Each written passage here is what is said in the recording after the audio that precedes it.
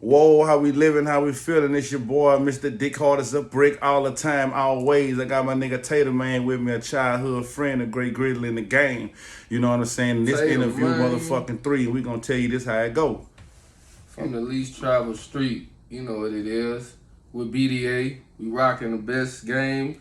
You know what I'm saying? We best in the game, you know, that's how I can tell you. Jacket made by me. We're gonna start off with that.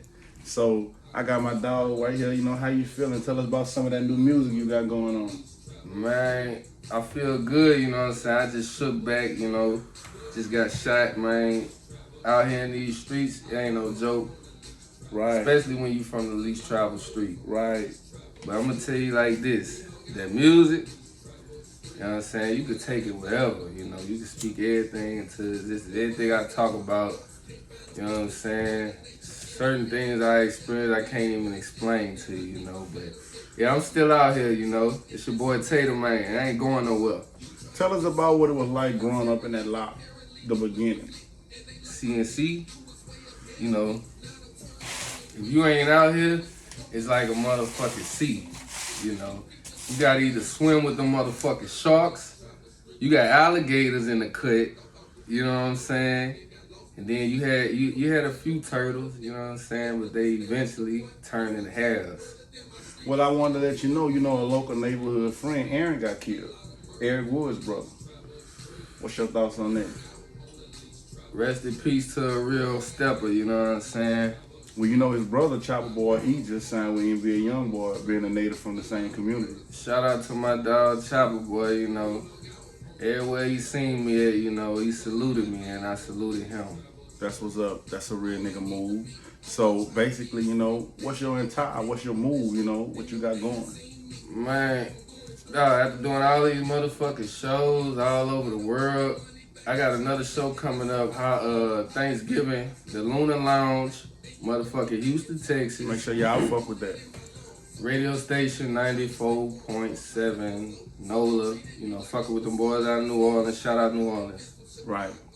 So, with a lot going on and everything that's going on in the music world, all the rappers that's getting killed, you show you ready for the next move, you show you ready for the gonna take on that big responsibility, that big house. So you gotta understand, you gotta know how to move out here. Don't be showing your location. Don't even show it. Don't show nothing. That's all I can tell you. Don't show nothing.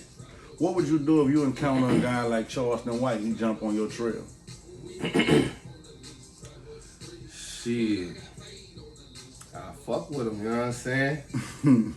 I fuck with whatever he got going on, I man. feel you on that. Now I'm glad you said that. So you telling me that you condone those things that guy is doing? Yeah, see, I condone what he actually speaks about. The message. But I don't condone his opinion because that's his opinion. I mean, what about his actions? Because that seemed like what the world most so concerned about, his actions. Well, that ain't got nothing to do with me. That's his business, you know what I'm saying? That man, if you feel like he want to go take a shit and watch a flat screen from the toilet, that's that man business, you know what I'm saying? Like, right. But at the same time, shit, if he's speaking on me, then I have to see what's up. Right. So with everything that's going on in the media, we got a lot of shit and everything so hot. You know, how you feel about Kanye and the Kyrie Irving and the book that was shared? Shout out Kanye. Hey, you know, I'm from that shot. Shout out 92.3. You know what I'm saying? DJ Money Maha. You know. Everybody in Chicago know what's up with fucking Chicago Kanye, you know what I'm saying? But I guess this is a worldwide Kanye right here. This is him speaking for the world. He ain't speaking for Chicago, you know? I'm from Chicago, you know what I'm saying? I'm from Baton Rouge, you know? Yeah. So, like... But I rep that lockdown. At heart, you know. For the fullest. At heart. And yeah. we definitely appreciate that, all the respect that's coming from your way. I was just happen to be born up there in Chicago. Just the same way as motherfucking Soulja Boy, motherfucking Young Dolph. Right. You know what I'm saying? A lot of them motherfuckers out of Texas. Shout out Chief Keef. Born in Chicago, you know what I'm saying? That's So, what it is. since we talking about Chicago, how you feel about, all of this shit with the Dirk and the Young Boy situation? How you feel that's gonna turn out? Being a native of both lands. See, you gotta understand. Down here in Baton Rouge, this is the motherfucking village. In Chicago, it's no house that's fucking really not even too many houses that's one story.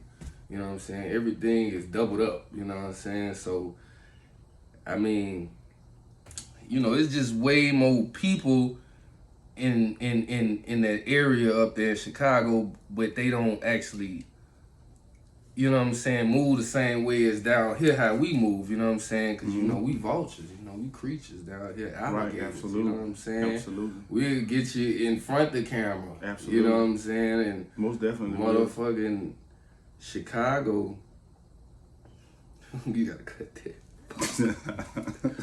Shit, cut that. Hey. I ain't gonna lie, man. It's like, a lot of shit that's going on in the world is always gonna be touchy situations, you know what I'm saying? But we could lay around there and, go on and on about, the great North and the South, but deep down inside, we both have personal opinions on how we feel that they'll turn out, you know what I'm saying? And furthermore, like, growing up in the hood, we had a lot going on, you know what I'm saying? We come from a small area. We call that bitch the Terror Dome. Right. 5 streets of straight torment, torture, and just straight unridiculous, undefeated pressure. And everybody done had their fair share, you know what I'm saying? We got a lot of people that's out here putting on for other sets that, you know what I'm saying, ain't even from them sets, ain't even from them blocks. And I just feel like, a lot of people should understand that we really that thing, we've been that thing for a long time, you know what I'm saying? So saying that to say, in your personal opinion, where you grew up in Baton Rouge and CC Lockdown, in that community, what were some of the outlooks and the things that you seen that kind of curved and molded you to become the person you are? Well, see, kind of realized that everybody was doing the same thing out here. So I had to understand that people only came down here because they liked it, our style. So I had to take this shit worldwide. You know what I'm saying? And when I decided to take it worldwide, it opened a lot of eyes from where I was from, which is Baton Rouge, Louisiana. You know what I'm saying? I grew up Baton Rouge, Louisiana. I'm gonna keep it straight because I know y'all in the comments like, this nigga just said he from Chicago. Born in Chicago, you ask around, ask about Tatum, man. Put it like that. But yeah, I'm repping that Baton Rouge shit all over the world. I mean, I just know about Chicago. Can you lay around us and tell us some of that dirty work you did up there in Chicago? You mind speaking on some of those things in camera without a little, like just a little, maybe an episode? Let a nigga know, you know what I'm saying? Like it was official, Could you be clear on what side you grew up on and what block? Shit, I grew up on the south side, but I ended up moving up in the Wild Honeys. Right. Yeah, I had an incident where, I go to another neighborhood, play basketball.